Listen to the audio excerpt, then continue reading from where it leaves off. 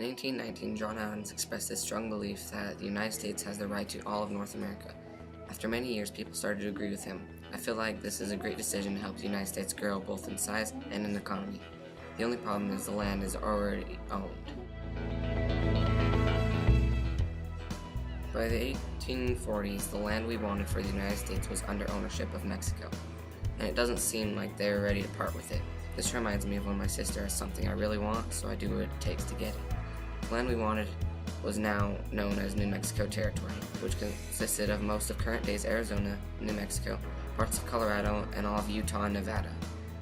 This is a sign of Juan de Onate, the explorer who discovered and claimed New Mexico Territory for Spain in 1598. The capital of the territory is known as Santa Fe. Us Americans couldn't settle there until Mexico won its independence from Spain. That makes me feel sort of trapped, like I can't go anywhere during that time. William Becknell was the first American to arrive in Santa Fe in 1821. To be the first American there must have felt great. He traded goods with the Mexicans. Eventually, other Americans followed Becknell's route. Mexico also owned California. After Mexico won its independence, a string of missions began. Missions started settling in more land, and if it was land that natives lived on, they were forced to work for them.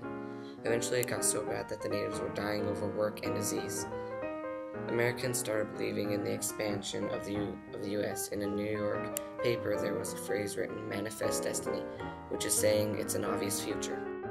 The election of 1884 gave people hope for expansion when James K. Polk was elected.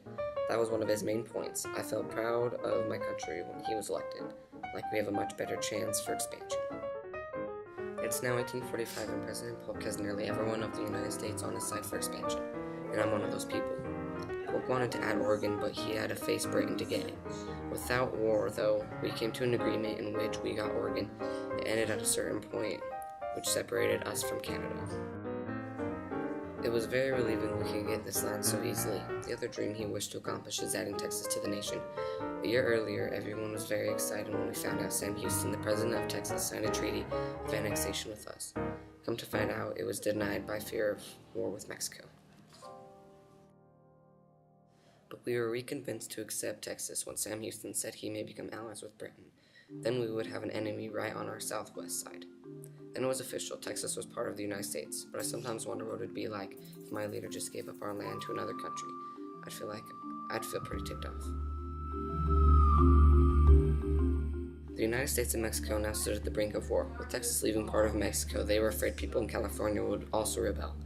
I'm sure our whole country so far was nervous and on the edge of their seat to find out if we were going to war. But we still wanted the rest of the West, so the president offered $30 million for the rest of the territory. That really stressed my parents out though, because that was our tax money that we need, so I stressed out. But I was still all on his plan. Mexico still refused to give up any more land.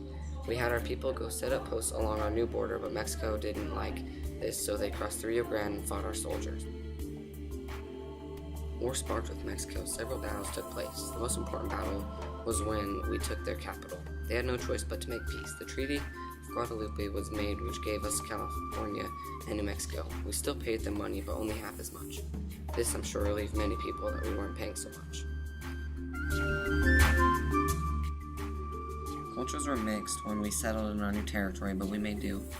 We were taught by the Mexicans how to farm and irrigate the soil, but the new settlers still treated the Mexican Americans and natives poorly.